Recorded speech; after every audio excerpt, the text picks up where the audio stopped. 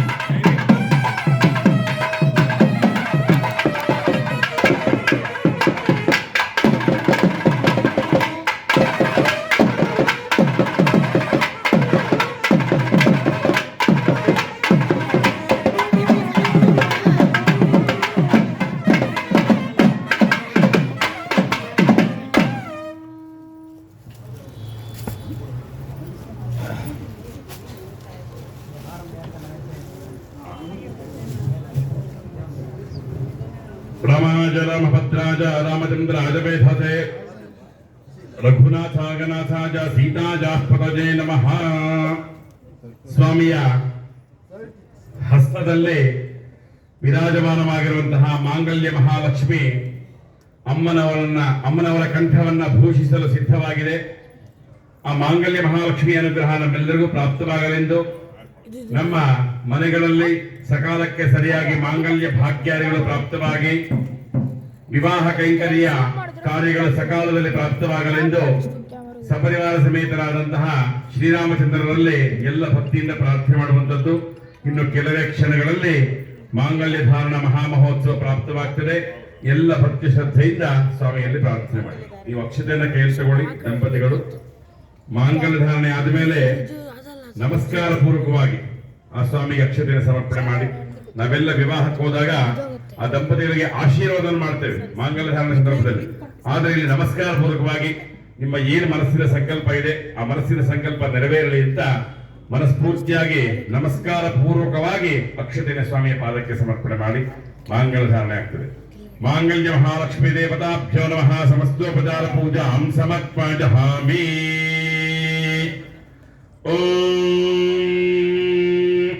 ಸರ್ವಮಂಗಳ ಮಾಂಗಲ್ಯೆ ಶಿವೆ ಸರ್ವಾರ್ಥ ಸಾಧಿಕೆ ತ್ರಯಂಬಕೆ ಗೌರಿ ನಾರಾಯಣಿ ನಮೋಸ್ತುತೇ.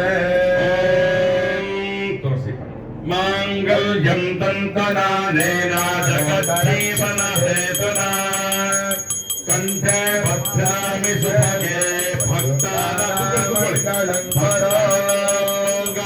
ಕುರು. ನಾವೆಲ್ಲ ವಿವಾಹ ವೇದಿಕೆಯಲ್ಲಿ ಮಾಂಗಲ್ಯವನ್ನು ಧಾರಣೆ ಮಾಡಬೇಕಾದ್ರೆ ಮಾಂಗಲ್ಯಂ ತಂತುನಾನೇನ ಮಮ ಜೀವನ ಹೇತುನ ಕಂಠೆ ಭದ್ರಾಮಿ ಸುಭಗೆ ತ್ವಂ ಜೀವ ಶರದಾಂಶತಂ. ಅಂದ್ರೆ ಧರ್ಮಪತ್ನಿಗೆ ಹೇಳ್ತೇವೆ ಮಾಂಗಲ್ಯಮಯ ಎಂಬಂತಹ ತಂತುವನ್ನ ಕಂಠದಲ್ಲಿ ಧಾರಣೆ ಮಾಡ್ತಾ ಇದ್ದೇನೆ, ನಿನ್ನ 100 ವರ್ಷಗಳ ಕಾಲ ಪರಿಪೂರ್ಣ ರಕ್ಷಣೆ ಜವಾಬ್ದಾರಿ ನಾನು ತಗೊಳ್ತೇನೆ ಅಂತ ವಿವಾಹ ವೇದಿಕೆಯಲ್ಲಿ ನಾವು ಪ್ರಮಾಣವನ್ನು ಮಾಡಿ ಮಾಂಗಲ್ಯವನ್ನು ಧಾರಣೆ ಮಾಡ್ತೇವೆ. ಆದರೆ ಇಲ್ಲಿ ಭಗವಂತ ಹೇಳ್ತಾ ಇದ್ದಾನೆ ಮಾಂಗಲ್ಯಂ ತಂತು ನಾನೇನ ಜಗಜ್ಜೀವನ ಹೇತನ. ಜಗತ್ತಿನಲ್ಲಿರುವಂತಹ ಎಲ್ಲರ ಸಂರಕ್ಷಣೆಯನ್ನು ಮಾಡುವ ಸಲುವಾಗಿ, ತಮ್ಮೆಲ್ಲರನ್ನು ಕಾಪಾಡುವ ಸಲುವಾಗಿ, ತಮ್ಮೆಲ್ಲರಿಗೂ ವಿಶೇಷವಾದ ರಕ್ಷಣೆಯನ್ನು ಕೊಡುವ ಸಲುವಾಗಿ ಆ ಮಾಂಗಲ್ಯವೆಂಬಂತಹ ತಂತುವನ್ನ ಸೀತಾದೇವಿಯ ಕಂಠದಲ್ಲಿ ಪ್ರಾಪ್ತ ಮಾಡ್ತಾ ಇದ್ದೇನೆ ಅಂತ ಹೇಳಿ ಭಕ್ತಾನಾಂ ಶರಣಂಶತಂ, ನಿಮ್ಮೆಲ್ಲರ ಸಂರಕ್ಷಣೆಗೋಸ್ಕರವಾಗಿ ಆ ಸೀತಾದೇವಿಯನ್ನ ವಿವಾಹ ಮಾಡಿಕೊಳ್ತಾ ಇದ್ದೇನೆ, ದಂಪತಿ ಸಮೇತವಾಗಿ ತಮ್ಮೆಲ್ಲರ ರಕ್ಷಣೆ ಮಾಡ್ತೇನೆ ಅಂತ ಸ್ವಾಮಿ ಅಭಯವನ್ನು ಕೊಟ್ಟು ಮಾಂಗಲ್ಯ ಧಾರಣೆ ಮಾಡ್ತಾ ಇದ್ದಾರೆ. ಎಲ್ಲ ಭಕ್ತಿಯಿಂದ ಪ್ರಾರ್ಥನೆ ಮಾಡಿ. ಓಂ ಮಾಂಗಲ್ಯ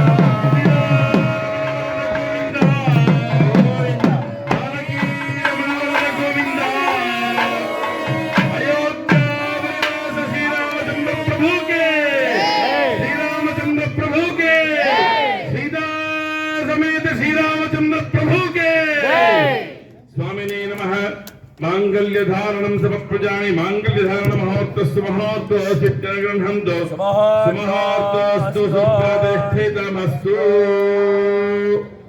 ಶಾಸ್ತ್ರೀಯವಾಗಿ ವೇದೋಕ್ತವಾಗಿ ವಿಜೃಂಭಣೆಯಿಂದ ಎಲ್ಲ ಭಕ್ತ ಮಹಾಶಯರ ಸಮ್ಮುಖದಲ್ಲಿ ಕ್ಷೇತ್ರದಲ್ಲಿ ಪ್ರತಿ ವರ್ಷದಂತೆ ಈ ವರ್ಷವೂ ಕೂಡ ಮಾಂಗಲ್ಯಧಾರಣ ಮಹಾಮಹೋತ್ಸವ ತುಂಬಾ ವೇದೋಕ್ತವಾಗಿ ವಿಜೃಂಭಣೆಯಿಂದ ಪ್ರಾಪ್ತವಾಗಿದೆ. ನೋಡಿ, ಪ್ರತಿ ವರ್ಷವೂ ಇಷ್ಟೇ ವಿಜೃಂಭಣೆಯಿಂದ ಆಗಬೇಕು ಅಂದ್ರೆ ಅದು ಸಾಧ್ಯವಿಲ್ಲದ ಮಾತು. ಆ ಸುಸಾಧ್ಯವನ್ನ ಸಾಧ್ಯವನ್ನಾಗಿ ಮಾಡಿಸುವಂತವ್ರು ಯಾರಪ್ಪ ಅಂದ್ರೆ ದೇವಸ್ಥಾನದ ಪ್ರಧಾನ ಅರ್ಚಕರು. ಅದಕ್ಕೆ ಶಾಸ್ತ್ರ ಹೇಳುತ್ತೆ, ಅರ್ಚಕಸ್ಯ ತಪೋ ಬಲೇನ ಶಿಲಾ ಭವತಿ ಶಂಕರ ಅಂತ. ಅರ್ಚಕನ ತಪಸ್ಸು ಬಲ ಒಂದಿದ್ರೆ ಆ ಶಿಲೆನೂ ಶಂಕರನಾಗ್ಬಿಡ್ತಾನಂತೆ. ಅವರ ಕಠೋರವಾಗಿರ್ತಕ್ಕಂಥ ದೀಕ್ಷೆ, ಅವರ ವಿಶೇಷವಾಗಿರ್ತಕ್ಕಂಥ ಒಂದು ಸಂಕಲ್ಪ, ಈ ಕಾರ್ಯಕ್ರಮ ವೇದೋಕ್ತವಾಗಿ ಶಾಸ್ತ್ರೀಯವಾಗಿ ಆಗಬೇಕು ಅನ್ನುವಂತ ಅವರ ಮನಸ್ಥಿತಿ ಇವತ್ತು ಈ ಕಾರ್ಯಕ್ರಮ ಇಷ್ಟೊಂದು ವಿಜೃಂಭಣೆಯಿಂದ ನಡೆಯೋದಕ್ಕೆ ಸಾಕ್ಷಿ ಆಗ್ತದೆ. ಅಂತಹ ಅರ್ಚಕರು ಯಾವ ದೇವಸ್ಥಾನದಲ್ಲಿ ಪೂಜೆ ಮಾಡ್ತಾರೋ ಅದು ದೇವಸ್ಥಾನ ಸಣ್ಣದಿರಬಹುದಾದ್ರೆ ಆ ಕೀರ್ತಿ ತುಂಬಾ ದೊಡ್ಡದಾಗ್ತದೆ, ಆ ಫಲ ತುಂಬಾ ದೊಡ್ಡದಾಗ್ತದೆ. ಅಂತಹ ಸಾಕ್ಷಿ ವಿಶೇಷವಾಗಿರ್ತಕ್ಕಂಥ ಕಾರ್ಯಕ್ಕೆ ತಾವೆಲ್ಲ ಸಾಕ್ಷಿಯಾಗಿದ್ದೀರಾ. ತಮ್ಮೆಲ್ಲರಿಗೂ ಆ ರಾಮಚಂದ್ರರ ಪರಿಪೂರ್ಣವಾದ ಅನುಗ್ರಹ ಪ್ರಾಪ್ತವಾಗಲಿ. ಇದೇ ರೀತಿಯಾಗಿ ಪ್ರತಿ ವರ್ಷವೂ ಕೂಡ ಈ ಸನ್ನಿಧಾನದಲ್ಲಿ ಮತ್ತಷ್ಟು ಮಗದಷ್ಟು ವಿಜೃಂಭಣೆಯಿಂದ ಈ ಕಾರ್ಯಕ್ರಮವನ್ನ ಮಾಡುವಂತಹ ನೋಡುವಂತಹ ಭಾಗ್ಯ ನಮ್ಮೆಲ್ಲರಿಗೂ ಪ್ರಾಪ್ತವಾಗಲಿ ಅಂತ ಎಲ್ಲ ರಾಮಚಂದ್ರ ಪರಬ್ರಹ್ಮರಲ್ಲಿ ಭಕ್ತಿಯಿಂದ ಪ್ರಾರ್ಥನೆ ಮಾಡಿ. ರಾಮಚಂದ್ರ ಪರಬ್ರಹ್ಮಣೇ ನಮಃ. ಪ್ರಾರ್ಥಜಾಮಿ ನಮಸ್ಕರೋಮಿ. ಈಗ ಸನ್ನಿಧಾನದಲ್ಲಿ ಅಕ್ಷತಾರೋಪಣ ಕೈಂಕರ್ಯ ವಿಶೇಷವಾಗಿ ಮಾಂಗಲ್ಯ ಧಾರಣೆ ಪ್ರಾಪ್ತವಾಗಿದೆ. ಅದಾದ ನಂತರ ಅಕ್ಷತಾರೋಪಣ. ಆ ಅಕ್ಷತೆಗೆ ಪ್ರಧಾನ ದೇವರು ಯಾರಪ್ಪ ಅಂದ್ರೆ ಚಂದ್ರ. ಅಕ್ಕಿಯನ್ನು ನಾವು ಚಂದ್ರನ ಅಲ್ಲಿ ಪೂಜೆ ಮಾಡ್ತೇವೆ. ಅದಕ್ಕೆ ಹೇಳುತ್ತೆ ಶಾಸ್ತ್ರ, ಚಂದ್ರಮ ಮನಸೋ ಜಾತಃ. ಮನಃಕಾರಕನಾಗಿದ್ದಾನೆ ಚಂದ್ರ. ನೋಡಿ, ವಧುವರಿಬ್ಬರು ಕೂಡ ಒಬ್ಬರ ಕಣ್ಣಲ್ಲೊಬ್ಬರು ದೃಷ್ಟಿಕೋನವನ್ನು ಪ್ರಾಪ್ತ ಮಾಡಿಕೊಂಡು ಆ ಮನಃಕಾರಕನಾಗಿರ್ತಕ್ಕಂತಹ ಅಕ್ಷತೆಯನ್ನ ಬ್ರಹ್ಮಾಂಡದ ಮೇಲೆ ಹಾಕುವಂತಹ ಪ್ರಕ್ರಿಯೆಗೆ ಅಕ್ಷತಾರೋಪಣ ಅಂತ ಹೇಳ್ತೀವಿ ನಾವು ವಿವಾಹದಲ್ಲಿ. ಅಂತಹ ಶ್ರೇಷ್ಠವಾಗಿರ್ತಕ್ಕಂತಹ ಅಕ್ಷತಾರೋಪಣ ಕೈಂಕರ್ಯ ಈಗ ಸನ್ನಿಧಾನದಲ್ಲಿ ನೆರವೇರ್ತದೆ. ನಾನು ಪೂರ್ವದಲ್ಲೇ ಹೇಳಿದೆ, ನಾದಸ್ವರ ವಿದ್ವಾಂಸರು ಅಂತ ತುಂಬಾ ಚೆನ್ನಾಗಿ ನುಡಿ ಮುತ್ತಾಗಿ ನಾದಸ್ವರವನ್ನು ನುಡಿಸ್ತಾ ಇದ್ದಾರೆ. ಅವರ ವಿಶೇಷವಾಗಿರ್ತಕ್ಕಂತಹ ನಾದಸ್ವರಕ್ಕೆ ನಾವೆಲ್ಲ ಚಪ್ಪಾಳೆಯನ್ನು ತಟ್ಟುತ್ತಾ ಈ ಸೇವೆಯಲ್ಲಿ ಪಾಲ್ಗೊಳ್ಳಬೇಕಾಗ್ತದೆ. ನಾದಸ್ವರಕ್ಕೆ ತಕ್ಕಂತೆ ನಾವೆಲ್ಲ ಚಪ್ಪಾಳೆಯನ್ನು ತಟ್ಟಬೇಕು. ಅದಕ್ಕೆ ಹೇಳುತ್ತೆ ಶಾಸ್ತ್ರ, ಇದು ಭಾಗ್ಯ, ಇದು ಭಾಗ್ಯ, ಇದು ಭಾಗ್ಯವಯ್ಯ ಅಂತ ಪುರಂದರದಾಸರ ಒಂದು ವಾಕ್ಯವನ್ನು ನೆನಪಿಸಿಕೊಳ್ಳೋಣ.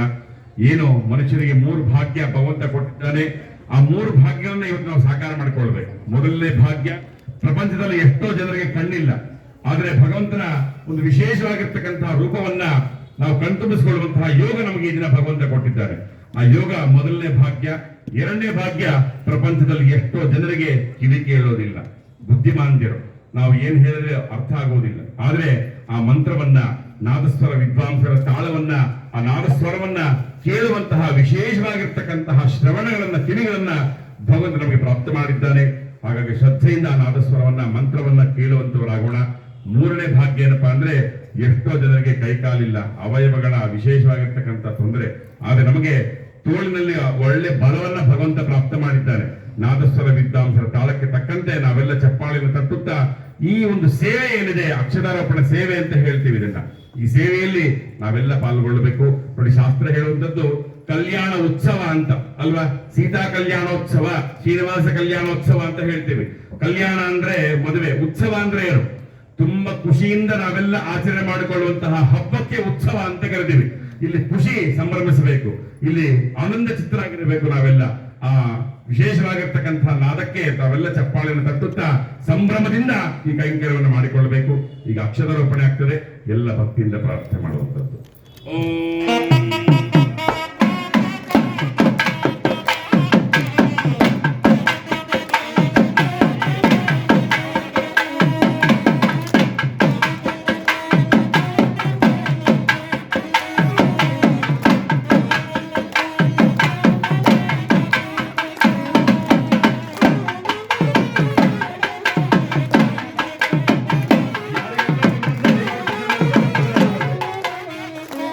ಯಾರಿಗೆಲ್ಲ ಭಗವಂತ ಕೈ ಕೊಟ್ಟಿದ್ದಾನೋ, ಯಾರ ಕೈಯಲ್ಲಿ ಶಕ್ತಿ ಕೊಟ್ಟಿದ್ದಾನೋ ಅವ್ರು ಮಾತ್ರ ಚಪ್ಪಾಳೆ ತಟ್ಟಬೇಕು, ಉಳಿದವರು ಬೇಡ.